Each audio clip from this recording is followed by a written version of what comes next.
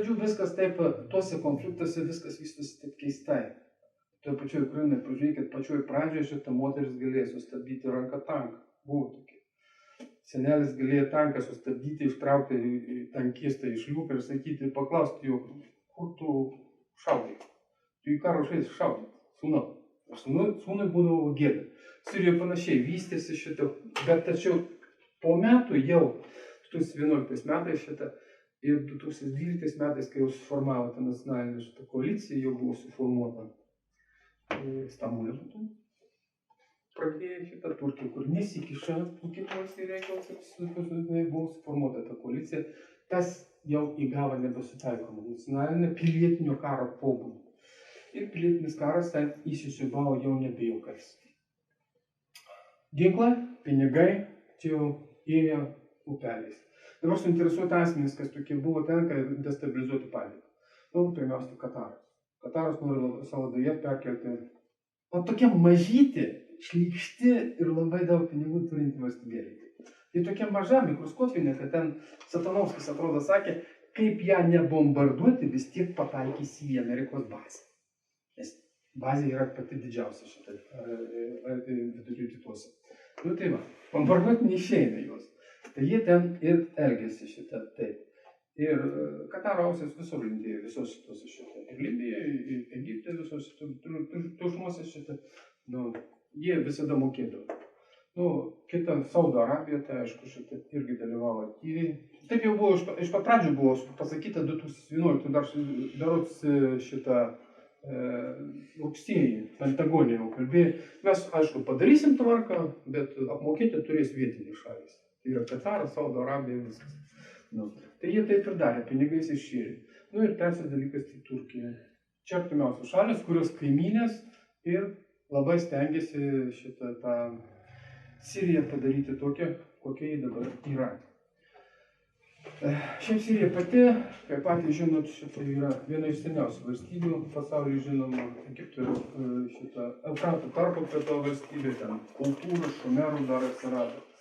Pats Damaskas miestas, jis jau žinomas daugiau kaip 4000 metų ir vienintelis miestas visam pasauliu, kuris tiek metų žinomas ir gyvena jame žmonės. Ten gyvena žmonės daugiau konfesinė šita valstybė yra, ten aišku, musulmonų daugiausiai yra, musulmonai sudaro 86%, iš kurių šita apie 82% yra sunitai. Sunitai ir yra tokia dalis.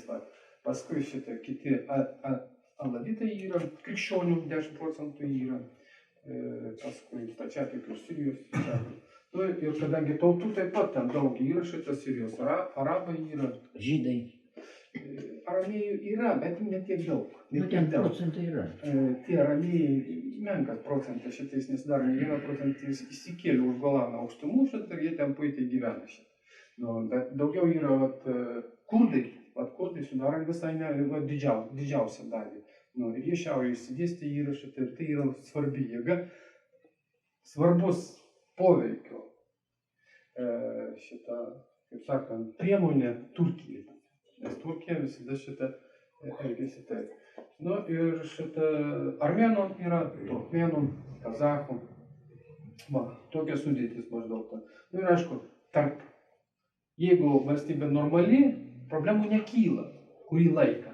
Tačiau, kai ateina iš išorės šalis, kuris suinteresuota patenkinti savo geopolitinius interesus ir savo transnacionalinių korporacijų ekonominius interesus, jie tokiu atveju būtinai naudojasi pirmiausia religinę kortą, paskui etninę kortą, ekonominį nepasitenkinimą, politinį nepasitenkinimą, viskas. Po to jau Bašaras Asadas priėmė tais pačiais 2011 metais, ten situacija buvo tokia 1968 metais, atrodo, Hafez Asadas atėjo perversmų būdu į valdžią, paėmė tą valdžią, ir ten ta Hafezo Asado valdžia laikėsi iki 1000 metų, iki pat jo mirties. 2000 metais atėjo šitą tiktais Bašaras Asadas į valdžią.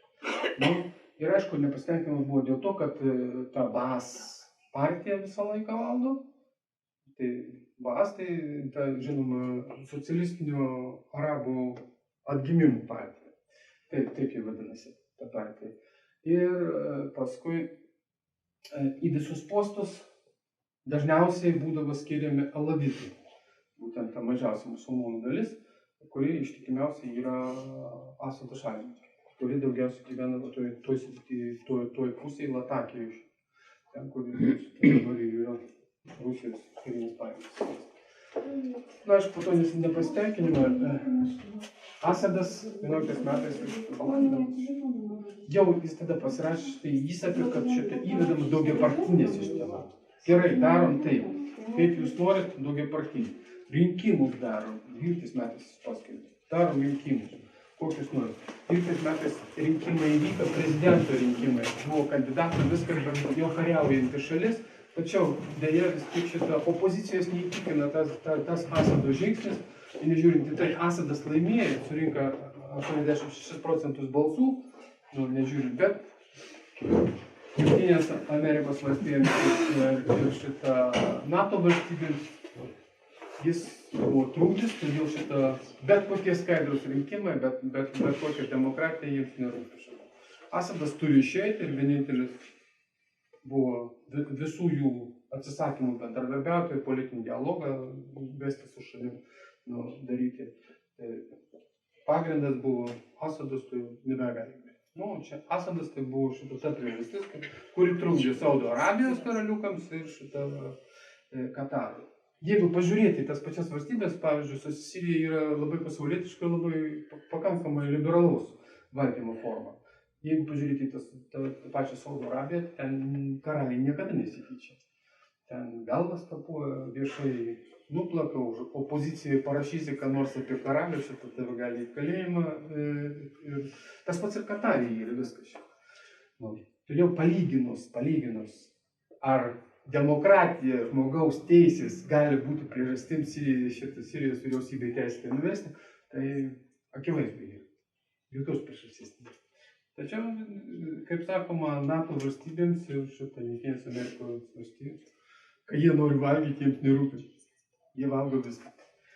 Todėl bet koks vadovas jiems netinka, svarbiausia, kad jis yra kliūtis jų geopolitiniams žaidimams.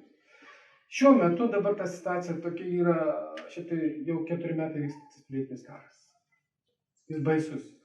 70% šito infrastruktūros yra sugadinta. Šalis yra nusiaubta. O katastrofiškai nusiaubta. Iki karo ten gyveno 22,5 milijono žmonių, toj pačioj Sirijoje. Dabar jau skaitoma 18,5, čia 15 metų Liepos 1 dienos duomenė. 18,5 milijonų žmonių. Žuvo 250 tūkstančių, jau žuvusių skaitų. 860 tūkstančių sužeistų. 3,3 milijonų pabėgėliai. Jie laikosi Turkijoje, Jordanijoje, aplinkinės šalyse gyvenus ir taip toliau. Ir gausi taip, kad 7 milijonai iš likusių, iš tų 22 yra perkeltai asmenys. Jie negali gyventi tos pačios, jeigu matėt tas reportažas, matėt, kas nusiaubtos gatvės. Ten kokia ta demokratija gali būti, apie kokias žmogaus teisės galima kalbėti, jeigu šitą taip nusiaubama šalis. Armija taip pat yra nukraujavusi stipriai. Jeigu pačioj pradžioje dar buvo lyginama su Turkijos armija, kažkiek tai su Izraelio, dabar iš tikrųjų ji yra sudaužyta ir stipriai. Į tokių beviltiškai padėtį yra. Ir dabar, šiuo metu, tas lūžio taškas įvyko. Įvyko lūžio taškas, kadangi tas terorizmas iš pradžių atrodytų viskas vyksta normaliai. Karas, sugriaunama infrastruktūra, kyla humanitarinė katastrofa, žmonės nebeturi kur gyventi, bėgliai, viskas taip toliau. Bet atidžiau pasižiūrėjus, kažkaip tai darosi keista, sutapimai tokie keisti. Tie patys pabėgėliai, kurie pasinešė į Europą vienu metu. Saudo Arabijoje yra pristatyta milžiniškai plotai pabėgėlių stovyklų. Ten nebėga. Paprastai pabėgėliai bėga į šalia esančias šalis. kur nevyksta kariniai veiksmai. Šitie kažkodėl tai metėsi į Europą visi. Metėsi visi per Turkiją. Turkija šį vaidmuo irgi ypatingas yra. Turkija turi visas galimybės šitą pabėgėlių srautą trukdyti, bet vienu metu, jį laikė kurį laiką, vienu metu paleidimas šiais metais. Šiais metais pabėgėlių srautas į Europą yra 4 kartus didesnis lyginant su praeitais metais. Va. Nu, šlykščiausias šitoj kortų kaladėje žaidėjas yra žinoma Turkija. Kaip nekeista. Būtent Turkija gauna daugiausia naudos iš viso to, kad yra vyksta pilietinis karas šitoj Sirijoje. Būtent Turkija gauna per naftą. Bilalas Erdogano sūnus ten vadovauja šitam bizniui. Būtent per Turkiją eina visi ginklai iš Europos Sąjungos šalių ir Amerikos tiems visiems. Yra suskaičiuota, maždaug paskaičiuota, kad dabar Irako ir Levanto islamo valstybės pusėje kariauja apie 200 000 smogikų. Sudėjot, kokia tai armija? Tik siaubinga armija. Baisi yra. Manoma, kad kadangi dabar apie tos Iraką ir Levantą, pradžioje tas Irako ir Levantą tai buvo Irako islamo valstybės. Iki 2006 metais atsirado Irake būtent Al-Qaidos pagrindų. Irake atsirado. Al-Qaida, kaip žinot, Jungtinių Amerikos valstijų yra šitas sukurtas organizuota teroristinė organizacija, kuri būtent buvo nukreipta prieš Tarybų sąjungą savo laiku. Paskui prie jos, kai jie pradėjo plisti, kažkokiu stulbinančiu būdu Amerika kontroliuoja praktiškai visą Iraką, bet stulbinančiu būdu ta Irako islamo valstybės organizacija užėmė ginklų sandėlius, užėmė Mosulą, Kirkuką, stambiausią Irako naftos tiekimo centrai. Kažkokį tai stebuklingų galbūt. Amerika ten tebėra, bet jie paėmė. Apsiginklavo, įgyja finansavimą, viskas. O paskui visą tai jie pradėjo plėstis į Siriją. Sirijoje atsirado Jabhat al-Nusra. Čia Jabhat al-Nusra yra Sirijos būtinai kūrinys. Jie daugiausiai šitą keliavo, jau buvo perkelti po Libijos, daugumą iš jų įgyjo kovinę patirtį, atkeliavo čia. Iš Libijos ginklai pačioj pradžioje į Siriją. Buvo įspėta. Ir dabar šitie veikėjai dabar bando nuversti Sirijos vyriausybę. Kaip matėt, pats kovos būdas, jis yra dažnai tiek jau jie ten motyvuoti, aukštai tie islamo kovotojai yra, jie kažkokią idėją apie kalifatą turi, sukurti ten kažkokią Allaho valstybę, turi viduramžius, viskas, bet jie aukštai motyvuoti. Pasiekia tolimiausius net ir europiečius, ir europiečiai važiuoja ten. Manoma, kad šitą kažkur tai vien iš buvusios Tarybų sąjungos šalių yra 4000 ten. 7. 4, sakė. 2000 iš Rusijos, 2000 iš tų vidurio Azijos šalių, iš Kaukazo. Įvairių šaltinių. Pabandysiu skaičiuoti, kad dabar jūs ten visus, kiek jie ten bėgiuoja šitą. Ir iš Europos yra. Jie atvažiuoja. Turkijos duktė, tarp kitko, turi ligoninę didelę, kurioje tie visi smogikai sužeisti, viskas atgauna jėgas, atremontuojami ir atgal paleidžia. Todėl Sirijai prieš tokią, dar reikėtų paminėti, kad Europos Sąjunga ir Jungtinės Amerikos valstijos, ypač Jungtinių tautų organizacijų, darė visus žingsnius, kad Asadą padaryti baisių monstrų, demonizuotų šitą, jam turi nurašyti visus nusikaltimus, kuriuos padarė šitai būtent islamo teroristai. Jie daugybę kartų priiminėjo visokias tas rezoliucijas Jungtinių tautų organizacijai. Siekia taip pat padaryti kaip ir su Libija, neskraidimo zoną, bet neskraida tik tos valstybės, kur ginasi šitą. Visi kiti skraida kiek nori. Ir naikinti iš oro visas. Visam tam labai priešinusi, jau pamokyta karčios Libijos patirties Rusija. Puikiai suprato. Rusija ir Kinija. Visas tas Jungtinių Amerikos valstijų, Lietuvos mūsų Marmokaitė dažnai pasirodo, kokie apgailėtinai įvykiai, kaip baisiai atrodo. Tiek Ukrainos klausimas, tiek Sirijos. Tipiški rusofobai, kurie šitą vykdo, klausinėja visus nurodymus iš Vašingtono, iš Baltų rūmų. Ir tos visas rezoliucijas Jungtinių tautų organizacijoje nepraėjo dėl to saugumo tarybos. Privalomas yra tik saugumo tarybos priimtas rezoliucijas. Tos, kur generalinė asamblėje yra priimamas, jos nėra privalomas, tokio yra konstatuojamo, deklaratyvaus pobūdžio. Kai kurias prastumė ten balsų daugumą, bet kad tos veiksmingas rezoliucijas, kurias būtų galima vėl dabar atkreipti dėmesį šitą agresiją, jeigu atsisakom, svarbiausias tikslas Jungtinių tautų organizacijos yra išsaugoti taiką ir saugumą žemėje. Tai todėl ir ta Jungtinių tautų saugumo tarybos sprendimų priėmimo procedūra yra tik tais vienbalsiai galima priimti sprendimą. Tik tais vienbalsiai. Tai kaip sakė amžinatis šitą buvęs misteris, ne, Jungtinių tautų Tarybų sąjungos atstovas prie Jungtinių tautų Gromyka. Tai jis sakė, tai tokia procedūra verčia, privartauja tiesiog narius ieškoti visiems priimtino kompromiso. Tai yra teisingai. Ir tokiu atveju, jeigu Jungtinės tautos dabar pradeda spręsti Sirijos reikalus, iki šiol jiems nepavyko įvesti, kadangi susiformavo tokia NATO praktiškai dauguma Jungtinių tautose, tai jie dažnai to naudojasi, kad šitą kokią nors valstybę jiems neįtikančią šitą sunaikinti, apiplėšti ją, tai jie susirinka į gaują ir jie ten balsuoja.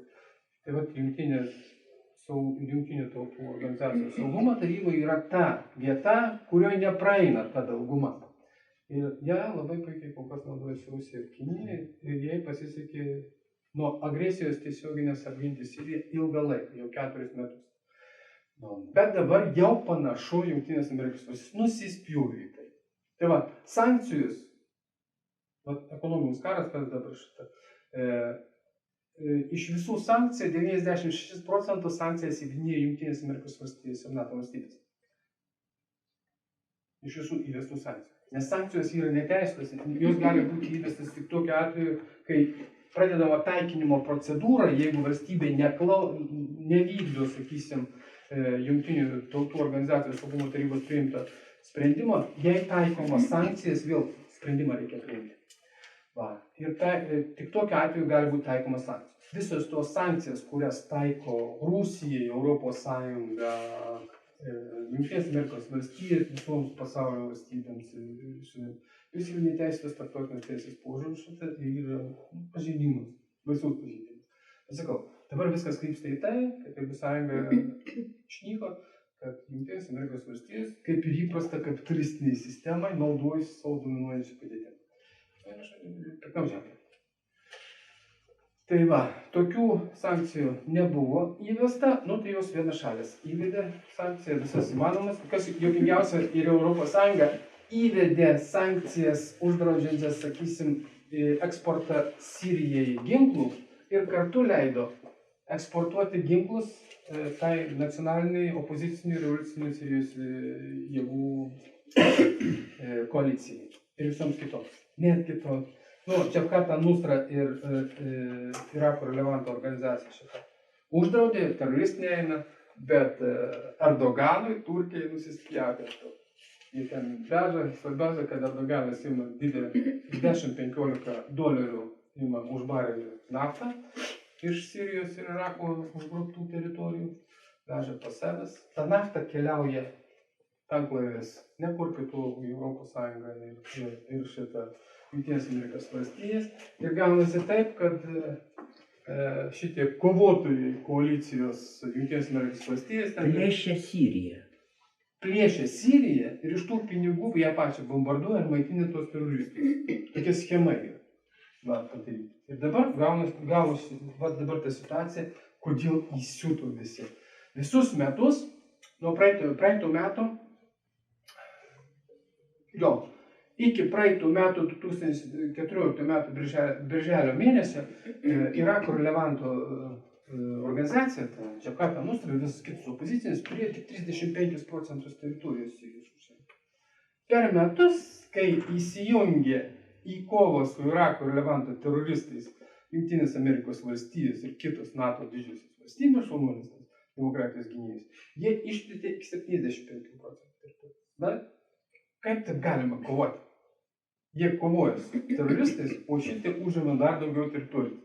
Tai dabar tokia situacija, kad jau birželį jį kritinė pasidarė šiais metais ir jau Liepos mėnesį Asadas buvo priverstas lėkti į Maskvą prašyti pagalbos. Taip ir buvo. Ir Maskva, Putinas, supranta puikiai tą grėsmę, kuri Sirijoje šitą vystosi. Orientacija, vektorius, pats vektorius yra jėgos, tas organizacijos yra praktiškai į Rusiją jis yra nukreiptas. Jeigu dabar neužkirs kelią Sirijai, tai bus vykdoma toliau šitą Makinderio teoriją, kad reikia šitą suskaldyti Hartlandą, o Hartlandas yra Rusija ir Azija. Tai vadė ir dabar Asadas atvyko, ir gavo paramą. Kai buvo jo organizacijos 70-metis mitinas, kaip matėt, po Putino pasisakymą, jau kitą dieną šitą jau ten prasidėjo rimti dalykai. Ir paskutiniu metu buvo smogta per tiekimo šaltinius. Visą tą laiką nebuvo liečiama, nors amerikiečiai bombardavo labai stipriai, sako, kad kovoja ten, jūs gaudė kažką tai. Bet niekas negirdėjo, niekas nematė, nei filmukų nėra, nieko nėra apie jų žygdarbius amerikiečių. Kur bombos? Kur rezultatai? A где деньги, Зин? Tai va. Ir jie dabar Rusija, kai pradėjo bombarduoti būtent tą infrastruktūrą, naftos tiekimą Sirijoje, įvyko tas lūžio taškas, kuris užgavo Jungtinių Amerikos valstybių, ypač Turkijos ir NATO valstybių per skaudžiausią vietą, per pinigus. Jeigu save labai myli. Tai va dabar taip gavosi ir dabar šitą tą situaciją, žinot, antradienį gana efektyviai ten bombardavo, pademonstravo savo galią Rusija, kalibrai padarė milžinišką tokį įspūdį NATO. Kad tokias raketas taip gerai skraido šitą. Jau NATO suvokė, kad tai yra jėga. Bet tai jų nestabdė. Jie vis tik infrastruktūros plečia šitą ir Lietuvoje. Pastebėjote, į Ameriką, į Vokietiją kontingentą ir ginkluotę pradėjo vežti. Tas yra baisiausia šitą, kad mes atrodo būsim įtraukti, jeigu taip viskas vystysis toliau. Ir dabar, kai Turkija uždarė šitą ir subombardavo tas naftos verslovės ir tas 1000 benzovežių kolonos Rusijos aviacija Turkija, dabar antradienį atakavo Rusijos karinį lėktuvą. Va čia vėl dabar NATO valstybė atakavo. Jie ten teigia, kad įskrida, bet praktiškai procedūros yra vienodas visur ir visada buvo taip. Jeigu įskridi teritoriją, tave pasitinka, pasako arba pasitraukia, arba šitą iš teritorijos, arba leidėsi į mūsų nurodytą vietą. Tokia procedūra yra. Dabar jie sako, kad įskrida 17 minučių. Ir sako, kad 10 kartų įspėti. 17 minučių, kaip jūs tai įsivaizduojate? Pakelti lėktuvą, įspėti. Yra akivaizdu, kad tai buvo suplanuota, paruošta gerai operacija, provokacija. Ta provokacija, tai sakau, buvo akivaizdu, kad tai yra provokacija ir iš tikrųjų pavyko. Ir tai, kad Erdoganas dabar šitą niekaip net nebando atsiprašyti, akivaizdu, kad vėl mes turim reikalą ne su Erdogano idiotizmu, o būtent su gerai organizuota. Jam jau išduota yra indulgencija už bet kokią provokaciją, jis nebus nubaustas. Todėl palaikymą jis turi Jungtinėse Amerikos valstijose ir aišku NATO. Ir todėl reakcija pas mus spaudoja, įsivaizduokit, pas mus spaudoja irgi tas pats, oi, kaip čia gerai, kaip čia tvarkingai. Mūsų iš vis žmonės dabar grįžtant, kadangi mes gyvenam šitoje informacinėje erdvėje, bandoma pateikti bet kokį šitą užmušti net sveiką protą, saugos instinktą. Juk jau, jeigu liberalas tik jau to, jūs rusų nemėgstat, Rusijos nekeičia, tai bet suvokit save, kad išgyventi jums reikės. Pirmiausia, jis valgys. Bet ne. Didžiulį džiaugsmą apie tai, kad jeigu kas nors būna negerai Rusijai. Jeigu Krymas 1,9 milijono žmonių lieka be elektros, jeigu Delfi pasiskaityti, ten Lietuvos rytašvių, tai ten kažkoks tai žoninės klumpakoja, ten visi šoka iš džiaugsmo. Kas pasidarė su žmonėms? Bet per 25 metus liberalizmų kas pasidarė su žmonėmis. Va, ir dabar žuvo Sirijoje. Vienas lakūnas, vienas jūrų pėstininkas, kuris buvo išgelbėti. Geopolitinė prasme tai yra ataka prieš Rusiją, tai agresija prieš Rusiją, į kurią Putinas dabar turi atsakyti kažkaip. Jeigu atvirai, tai čia yra atviras spjūvis į veidą. Įžūlus, niekšiškas, nes koalicijos partneriai, jie kovoja kartu su prieš vieną priešą, o čia tau išmėčiau bombas, skrendu, švilpaunu, tau durys į nugarą, kaip Putinas pasakė šitą. Čia akivaizdžiai netelpa net iki jokios teisės normos šitą į procedūras, tas būtent sprendimą ginčų dėl teritorijos pažeidimo ar ką. Teisės, jokios moralės normos netelpa. Net turimas šitą. Čia yra kiaulystė organa. Kol kas konfliktas vystėsi tą kryptim šitą, kad jis aštrėja. Rusija priėmė jau sprendimą turistus visus grąžinti iš ten.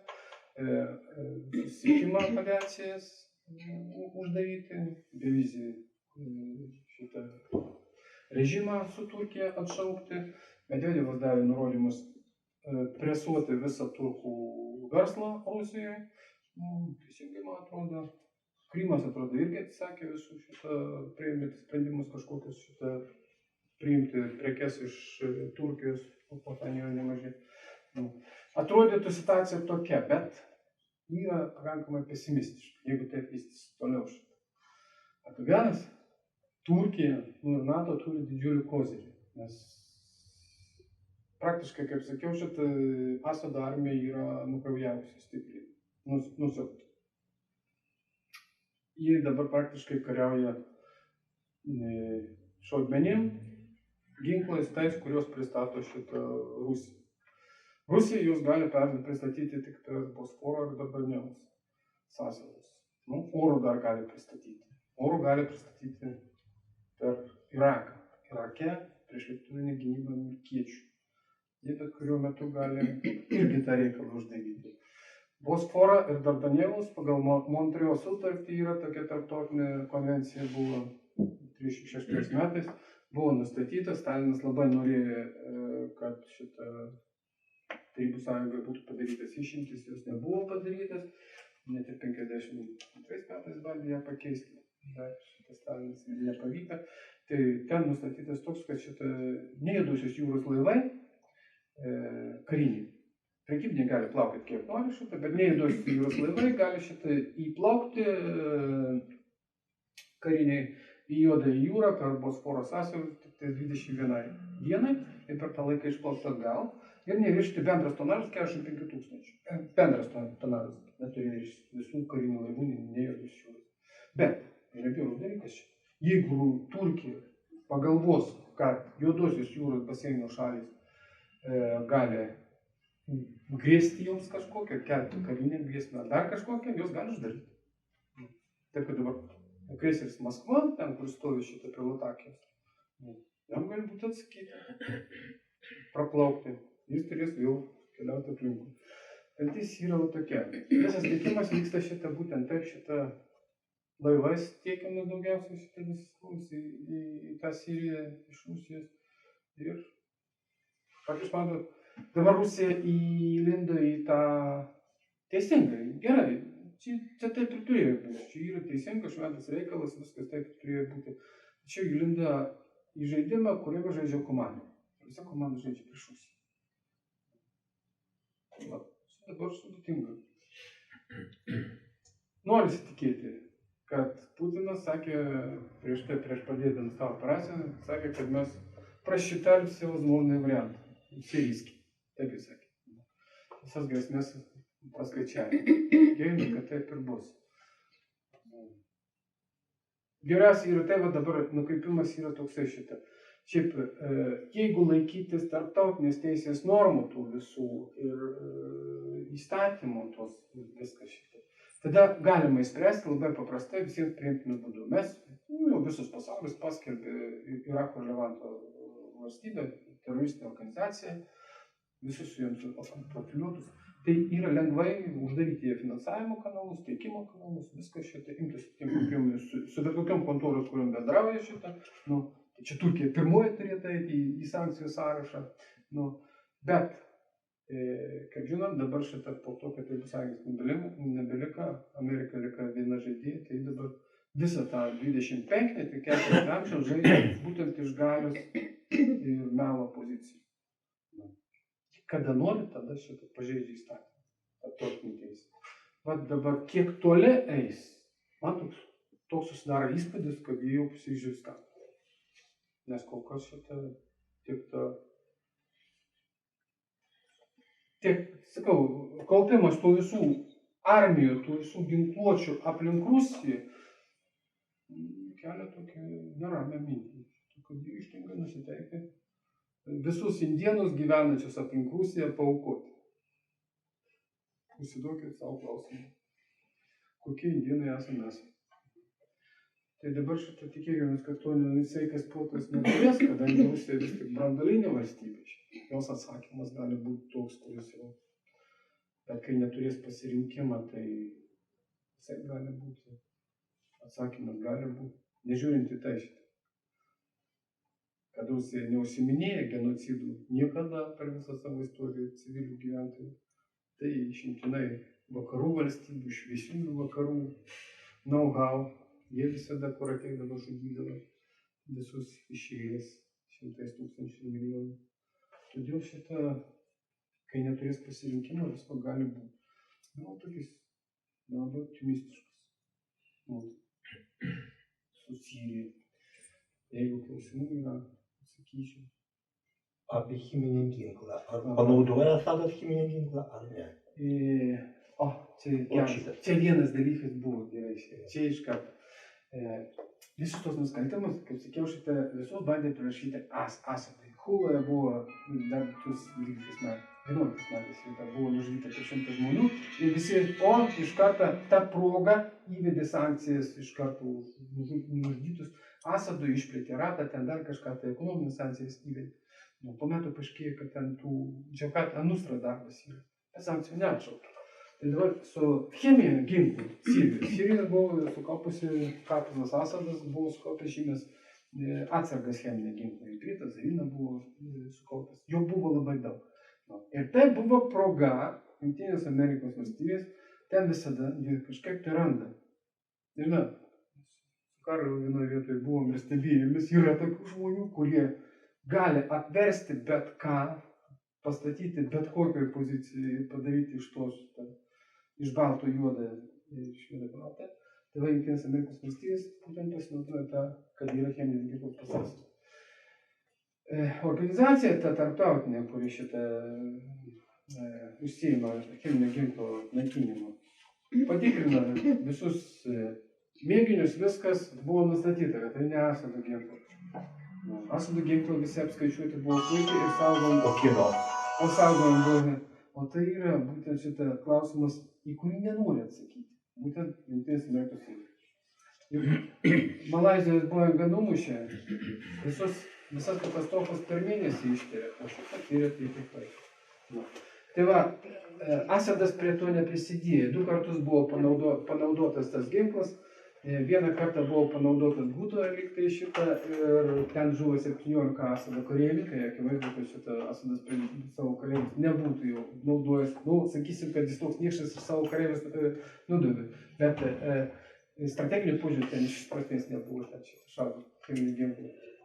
Vieta tokia atvira, niekam neįdomi, jokio susikaupimo. Tik tais demonstracinis pobūdis. Ir buvo nustatyta, kad pristatytas ginklas yra nepramoniniu būdu pagamintų šaudmenų. Tai paskui po metų dar kartą pasirodė šitą. Buvo ir opozicija išpūtė tai, kad šitą ten žuvo 1700 žmonių šitą. Bet nepasitvirtina nei skaičiai, nei mastai. cheminis ginklas buvo panaudotas, Asado pėdsakų nebuvo rasta. Asadas iš karto pasakė, kad mes prie to neprisidėjome viskas. Nu, bet jau 2013 metais, šitą rugpjūtį, ta proga jau amerikiečių ir Izraelio laivai pabandė apšaudyti Siriją jau iš Viduržemio jūros raketomis. Būtent to, kad jis, pasinaudodami to, kad jis cheminį ginklą panaudojo. Visi, kiek žinau, šitą nukabino tas raketas, baigėsi, užfiksavo gerai ir nepraleido tų visų rezoliucijų, kurios smerkia Asado ir leidžia jiems įvesti šitą. Ginklas buvo sunaikintas 14 metais, Liepos mėnesį, visas pilnai. Putinas gudriai labai, vėlgi toksai gudrus, išlaviravo, atėmė ginklą, dar vieną iš Jungtinių Amerikos valstijų, įstatė jos pajėgai, kurie tik žino, tuoj sušaudysim, subombarduosim. Tas cheminis ginklas buvo panaudotas, bet kad Asadas ten turėjo prisidės šitą, jokių duomenų. Nes cheminis ginklas, masinis ginklas, bet koks šitai yra, bent pagal nustatytą Jungtinių tautų organizaciją tvarką yra fiksuojamas bendras kiekis, laikmenos, laikymo vietos, nuolat inspektuojamas ir būtent Jungtinių tautų organizacijos sekretariatą vedama apskaita specialus skyrius yra, tai visi tie ginklai yra apskaitomi. Kad jis gamina daugiau, po to šitą paskutinį kartą 96 ar kada jie ten buvo paskutinį kartą uždaryti tą chemijos ginklą, nebuvo užfiksuota, todėl jokių priežasčių kaltinti Asadą, kad jis turėjo cheminį ginklą, nėra. Objektyviai. Tarptautinėje politikoje tiesa, ypač kare, miršta pirmoji. Tai daugiausiai tai paleidžiama labai emociškas dalykas, informaciniam kare labai panaudoti galima. Žiūrėkit, koks baisus tironas ir demonas taip toliau. Plauna žmonėms, atsiranda žmonių, kurie tiki. Oficialiai jokių duomenų nėra. Dabar šiuo metu jis yra sunaikintas cheminis ginklas, jis neturi, Sirijai jo nebėra visai. Jų priežastis. Jau išspręsta. Putinas prie to pasakė. Taip, dar klausimas turite? Gerai, ačiū tada.